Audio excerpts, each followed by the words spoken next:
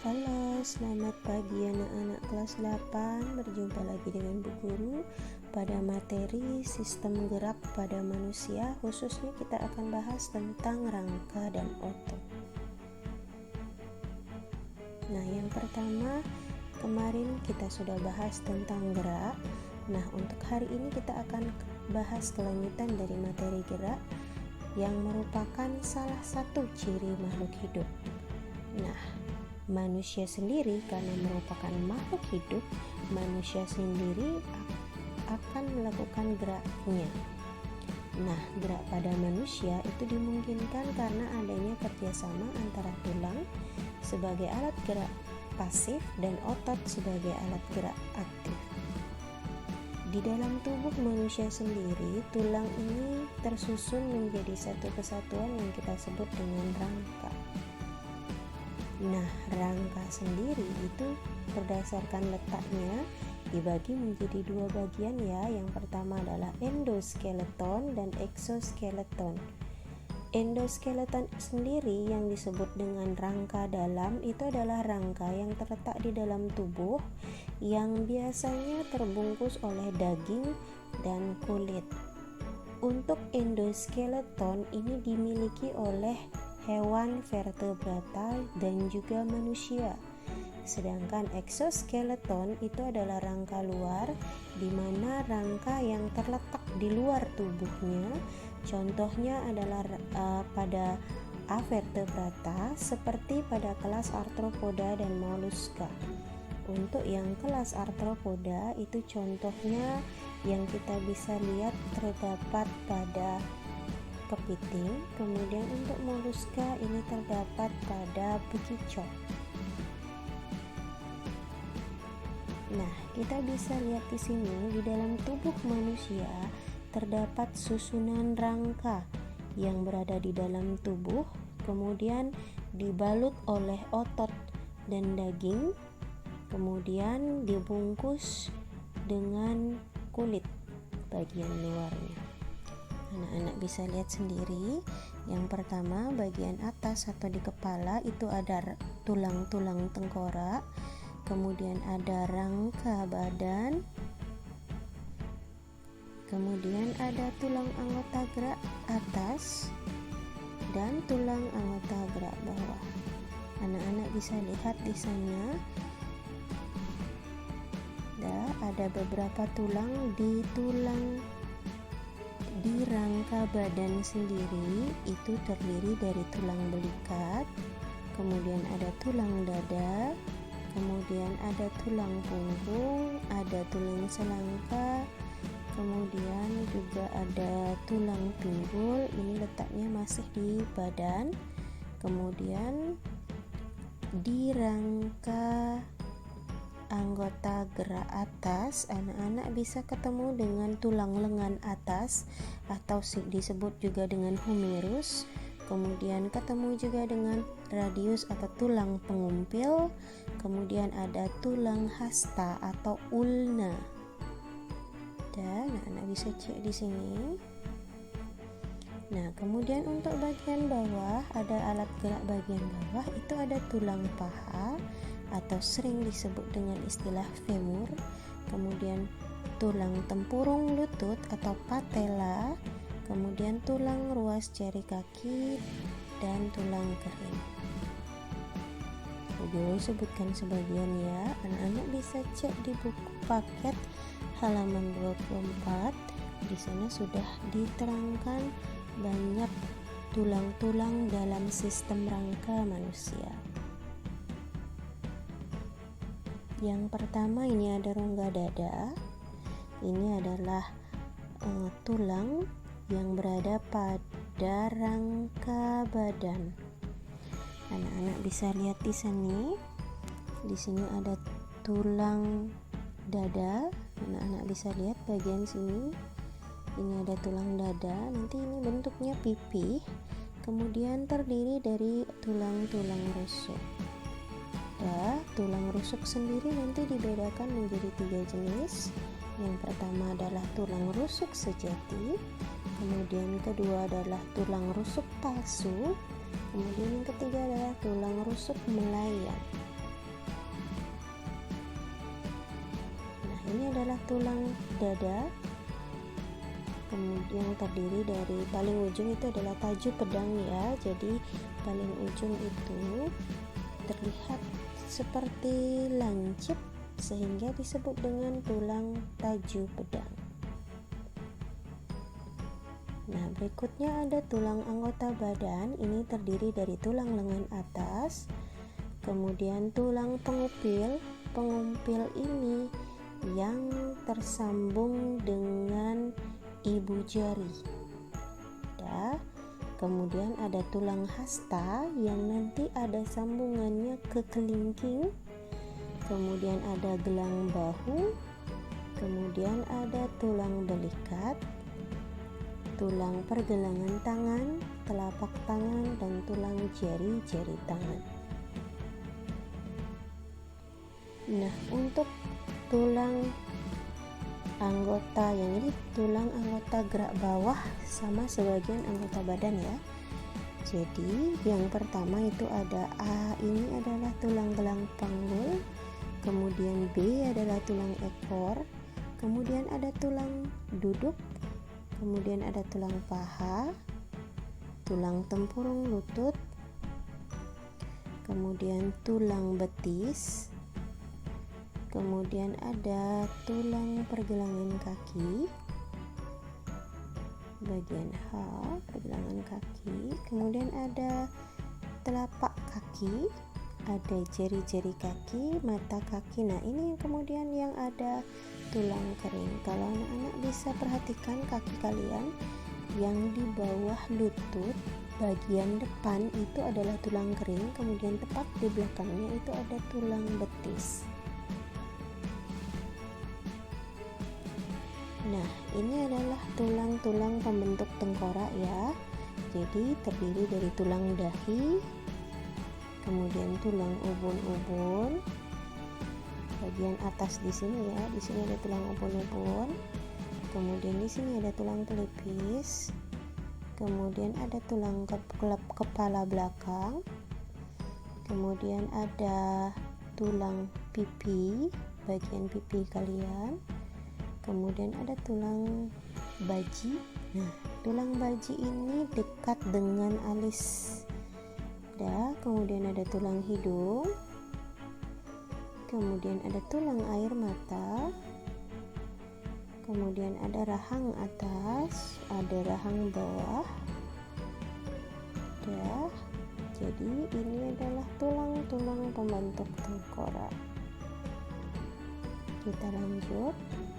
Tulang belakang. Nah, ini tulang belakang masih masuk ke tulang rangka badan. Anak-anak bisa lihat yang bagian atas menyambung di rangka kepala itu ada tulang atlas paling atas, kemudian ada tulang leher, kemudian tulang punggung, kemudian tulang rusuk yang bagian ini, yang ini tulang punggungnya, kemudian ada tulang pinggang, ada tulang kelangkang. Nah, yang terakhir ini ada tulang ekor.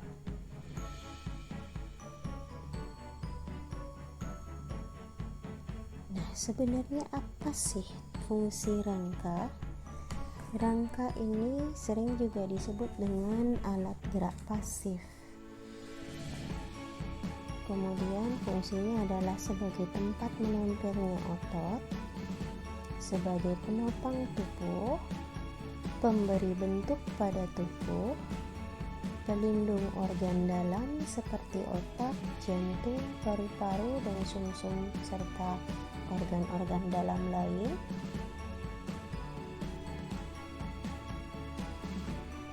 Sebagai tempat pembentukan sel-sel darah, terutama bagian sumsum tulangnya.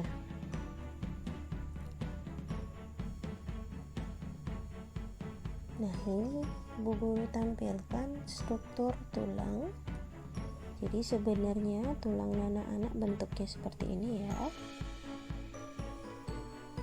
Nah, struktur tulang sendiri secara garis besar Bu Guru bisa sebutkan yang pertama ada periosteum.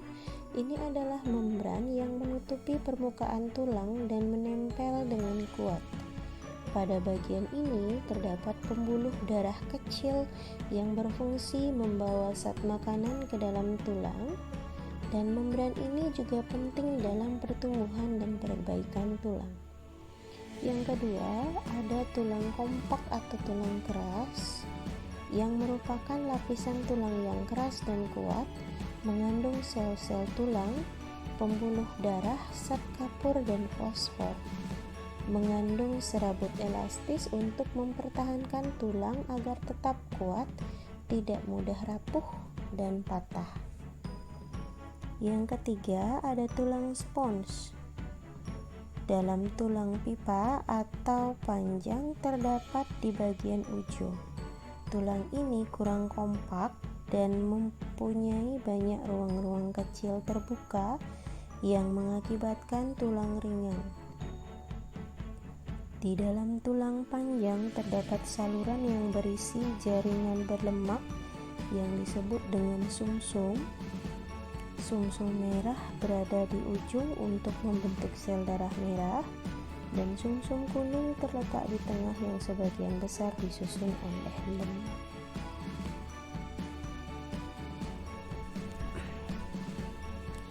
Nah, rangka pada manusia terdiri dari beberapa tulang. Nah, macam-macam tulang pada sistem rangka berdasarkan bentuknya itu dibagi menjadi 4 bagian. Yang pertama ada tulang panjang, tulang pipih, tulang pendek, dan tulang tidak beraturan. Untuk yang tulang panjang, ini terdiri dari tulang lengan atas, tulang paha, tulang hasta, pengumpil, kering, betis, dan tulang selangka. Sedangkan untuk tulang pipih terdiri dari tulang tengkorak, tulang dada, dan tulang belikat. Untuk tulang pendek itu terdiri dari tulang ruas jari dan tulang tempurung lutut. Terakhir ada tulang tidak beraturan yang contohnya adalah tulang punggung. Sedangkan berdasarkan bahan pembentuknya, rangka pada manusia terdiri dari 2 jenis tulang. Yang pertama adalah tulang rawan atau tulang kartilago yang tersusun dari sel-sel yang dikelilingi oleh matriks protein yang dihasilkan oleh sel tersebut. Nah, tulang rawan banyak mengandung zat perekat dan sedikit zat kapur sehingga bersifat lentur dan liat dan tidak memiliki saluran Havers. Tulang pada bayi, cuping hidung, daun telinga, dan persendian tulang merupakan contoh tulang rawan. Anak-anak bisa raba telinga anak-anak. Mudah sekali anak-anak bengkokkan telinga kalian karena telinga kalian terdiri dari tulang rawan. Yang kedua ada tulang keras. Nah, tulang keras ini banyak mengandung zat kapur berupa kalsium karbonat dan kalsium fosfat serta sedikit zat perekat. Memiliki saluran Havers yang berisi pembuluh darah dan berfungsi memelihara kehidupan sel-sel tulang dan terdapat pada hampir seluruh tulang pada orang dewasa. Oke, kita next. Nah, ini penyusun dari tulang-tulang yang berada di tubuh anak-anak. Oke. Nah, ini adalah proses osifikasi atau proses pembentukan tulang. Nah, sebenarnya tulang itu juga terdiri dari sel pembentuk tulang yang disebut dengan osteoblast. Jadi ingat, anak-anak bisa ingat, untuk tulang sendiri itu terdiri dari sel-sel pembentuk tulang yang disebut osteoblast. Nah, bagaimana proses osifikasi berlangsung atau proses pembentukan tulang? Nah, proses osifikasi berawal dari tulang rawan. Nah, tulang rawan bentuknya mirip dengan tulang dewasa ya. Nah, selain itu, tulang rawan memiliki rongga yang terisi oleh osteoblast. Nah, selanjutnya osteoblast akan membentuk osteosit. Kemudian proses osifikasi dimulai dari bagian tengah tulang rawan dan kemudian meluas ke seluruh arah sesuai dengan pertumbuhan tulang rawan. Di antara jaringan tulang yang terbentuk terdapat pembuluh darah. Pembuluh darah ini akan membawa mineral seperti kalsium sehingga tulang yang terbentuk menjadi keras. Selain mengalami osifikasi, tulang juga mengalami fusi atau penggabungan. Nah, pada saat baru lahir itu biasanya jumlah seluruh tulang yang ada pada sistem rangka sekitar 270 tulang. Seiring bertambahnya usia, beberapa tulang akan mengalami fusi, misalnya tulang tengkorak dan tulang ekor. Oleh karena itu, ketika kamu sudah dewasa, jumlah tulang penyusun sistem rangka menjadi 206 tulang. Oke. Berikutnya kita masuk ke persendian. Nah, ini adalah gambar dari persendian yang ada di tubuh anak-anak semua. Jadi, persendian ini adalah hubungan antar tulang, sering disebut juga dengan hubungan antar tulang. Nah, ini ilustrasinya berupa ada tulang keras, ada 2 tulang keras, kemudian ada rongga sendi. Jadi di rongga sendi ini terdapat minyak sinovial, kemudian ada jaringan tulang rawan atau kartilago bagian ini yang digambarkan dengan warna hijau. Jadi ada yang berfungsi sebagai mangkuknya, kemudian ada juga yang berfungsi sebagai bonggol sendinya. Nah, hubungan antar tulang atau persendian, ada beberapa sendi di dalam tubuh manusia. Nah, ini gambar beberapa jenis sendi yang ada di dalam tubuh. Yang pertama ada sendi putar, kemudian ada sendi engsel, kemudian ada sendi geser, kemudian ada sendi peluru.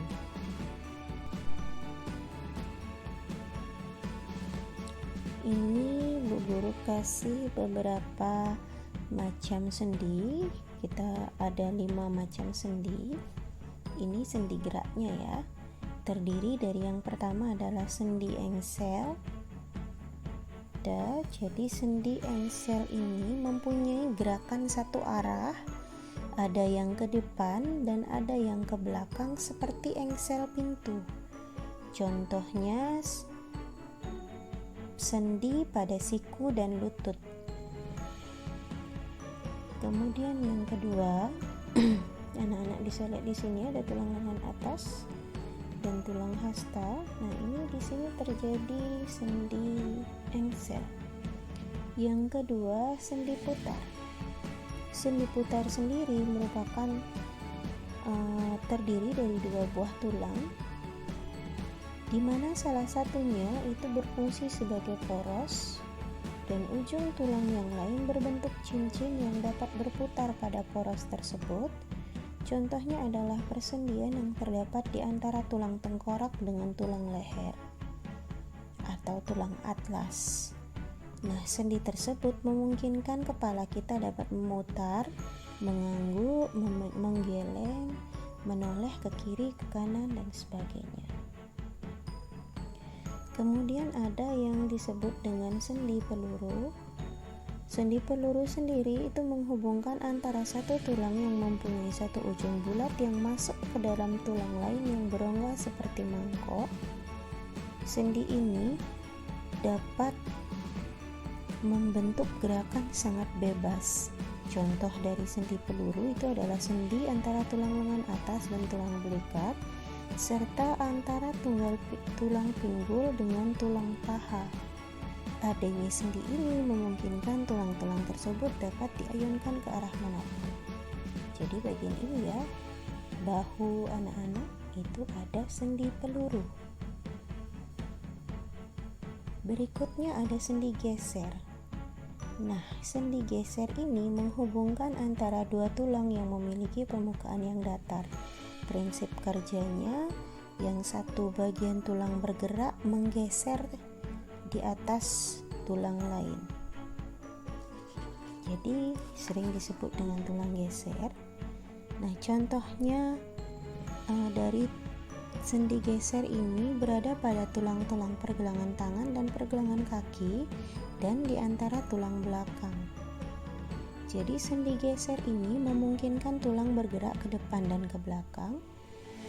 Dan sendi ini merupakan sendi yang paling sering digunakan dalam melakukan aktivitas sehari-hari, misalnya mengambil buku, naik tangga, makan, dan beberapa aktivitas lainnya. Yang terakhir ada sendi pelana. Jadi sendi pelana ini merupakan pertemuan antara dua tulang yang berbentuk seperti pelana, sehingga disebut dengan sendi pelana. Nah, sendi ini dapat bergerak kedua arah, yaitu muka belakang dan ke samping. Contohnya adalah hubungan antara pangkal ibu jari. Nah, kita bahas berikutnya tentang otot sebagai alat gerak aktif. Jadi di sini ada 3 jenis otot. Yang pertama ada otot jantung, kemudian ada otot lurik dan otot polus. Anak-anak bisa lihat di sini perbedaannya, mencolok sekali ya. Jadi otot lurik itu ada gelap terangnya, kemudian untuk otot polos itu seperti bentuk gelondong, dan otot jantung kombinasi keduanya. Perbedaan jenis-jenis otot berdasarkan letaknya ya. Otot polos ini biasanya ada di organ-organ dalam tubuh, contohnya di lambung, uterus, kantong urin, pembuluh darah, dan rahim. Sedangkan otot lurik ini adalah otot yang melekat pada rangka, sehingga otot lurik ini sering disebut dengan otot rangka. Yang terakhir namanya sudah otot jantung, ya terletak pada dinding jantung. Kemudian bentuk serabut ototnya untuk otot polos itu tidak beraturan, untuk otot lurik dan otot jantung itu beraturan. Jumlah intinya untuk otot polos itu jumlah intinya 1, otot lurik banyak, otot jantung 1. Letaknya di tengah untuk otot polos, otot lurik itu ada banyak di tepi, otot jantung ada 1 berada di tengah. Kecepatan respon untuk otot polos cepat. Untuk otot polos itu kecepatan responnya lambat ya. Untuk otot luriknya cepat, kemudian otot jantung sedang. Jadi kecepatan respon yang dimaksud di sini ketika otot mendapatkan rangsang, nanti otot lurik yang paling cepat tanggap. Contoh kalau misalkan kulit anak-anak dikasih rangsangan berupa panas ataupun cubitan atau tekanan, jadi otot lurik ini yang paling cepat merespon. Kemudian cara kerjanya untuk otot polos tak sadar ya, atau di bawah kesadaran. Otot lurik itu bekerja secara sadar, sedangkan otot jantung itu bekerja secara tidak sadar. Artinya untuk otot polos dan otot jantung, anak-anak nggak bisa ngatur kapan otot ini bekerja dan berhenti. Tetapi untuk otot lurik, anak-anak yang mengatur kapan otot-otot ini bekerja. Contohnya ketika anak-anak ingin mendorong kursi, otomatis otot luriknya bekerja. Kemudian kemampuan kontraksi untuk otot polos itu lama, otot lurik sebentar, kemudian otot jantung sedang.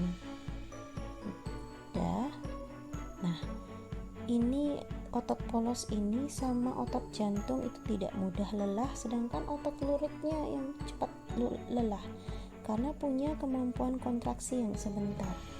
Nah, dari warna sendiri, otot polos itu warnanya polos, namanya juga sudah polos. Otot lurik itu warnanya lurik atau belang-belang. Otot jantung warnanya lurik atau belang-belang juga. Jadi sebenarnya otot jantung ini adalah kombinasi antara otot polos dan otot lurik. Nah, sifat kerja otot. Otot-otot di dalam tubuh anak-anak itu sebenarnya bekerja tidak sendiri ya. Jadi sifat kerjanya ada dua jenis. Yang pertama ada yang antagonis, ada yang sinergis. Yang antagonis ini ototnya yang bekerja berpasangan untuk mendorong terjadinya gerakan yang sifatnya berlawanan. Contoh itu ada di otot biceps sama triceps di lengan atas anak-anak. Jadi ketika biceps berkontraksi, triceps relaksasi. Ketika tricepsnya yang berkontraksi, otot bicepsnya yang relaksasi. Jadi mereka berdua bekerja berlawanan sehingga disebut dengan kerja otot yang antagonis. Nah, sedangkan untuk yang bersifatnya sinergis itu otot ini bekerja berpasangan untuk mendorong terjadinya gerakan yang sifatnya tidak berlawanan dan saling mendukung. Contohnya otot bicep dengan otot tulang lengan bawah. Jadi ketika anak-anak mengayunkan tangan, dia bekerja secara sinergis atau saling mendukung. Nah, terakhir kita masuk ke gangguan dan kelainan pada sistem gerak. Yang pertama itu ada riketsia.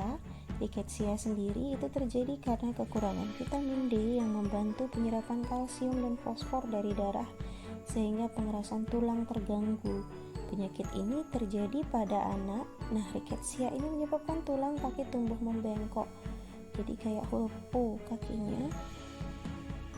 Nah, penyembuhan dan pencegahan riketsia adalah dengan menambahkan kalsium, fosfor, dan vitamin D dalam menu makanan. Vitamin D ini dapat diperoleh dari makanan, suplemen, dan berjemur di panas matahari pagi. Nah, penyakit yang kedua atau gangguan yang kedua yang menyerang sistem gerak manusia itu ada osteoporosis. Nah, jadi osteoporosis ini disebabkan oleh kekurangan kalsium yang umumnya terjadi pada orang dewasa dan orang tua.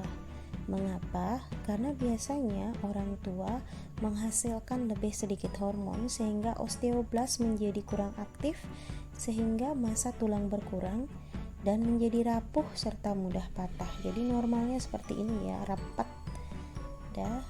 sekali. Kemudian kalau sudah terkena osteoporosis, struktur tulangnya jadi renggang-renggang. Ini yang tulangnya mudah patah. Berikutnya yang ketiga ada fraktura. Jadi meskipun kuat dan lentur, tulang-tulang bisa patah. Patahnya tulang ini disebut dengan fraktura. Fraktura ini juga dibedakan menjadi dua jenis. Ada fraktura tertutup. Itu terjadi jika tulang patah tapi bagian ujung yang patah tidak menembus kulit. Nah, jadi ini adalah fraktura. Kemudian ada fraktura tertutup. Yang ini fraktura terbuka. Jadi ada tulang yang agak keluar sedikit bagian sini. Kalau fraktura terbuka ada tulang yang keluar, yang patah dan keluar. Oke, untuk selain fraktura itu juga ada fisura ya. Kalau fisura itu hanya sekedar retak saja. Jadi tidak ada patahan, hanya saja dia retak atau tulangnya retak. Itu disebut dengan fisura. Berikutnya, artritis. Artritis ini atau penyakit sendi. Jadi penderita penyakit ini mempunyai tulang rawan sendi yang rusak. Kerusakan ini menyebabkan sendi menjadi sakit dan bengkok. Nama lainnya itu sering juga disebut dengan rematik.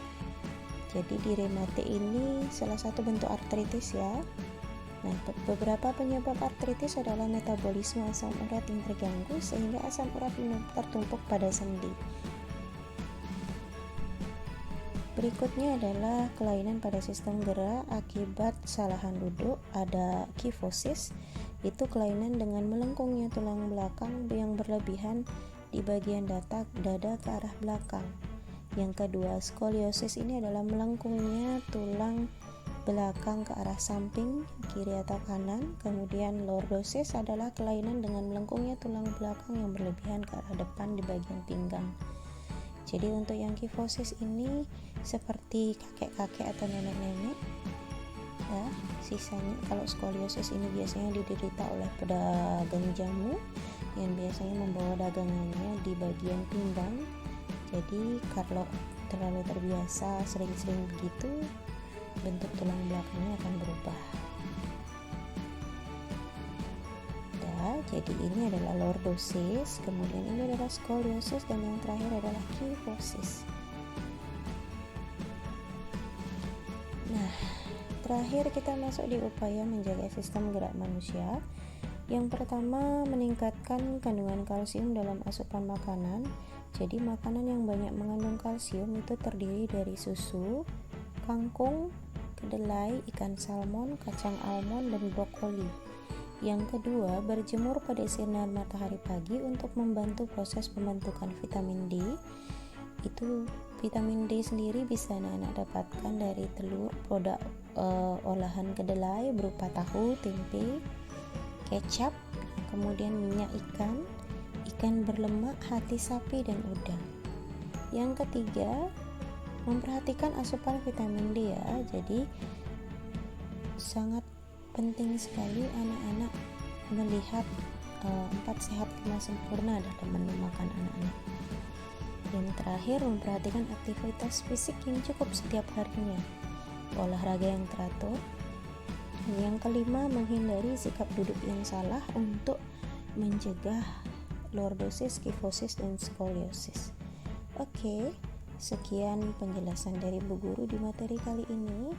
Untuk materi berikutnya, untuk setelah anak-anak melihat video ini, anak-anak silahkan klik link Google Form yang sudah Bu Guru share.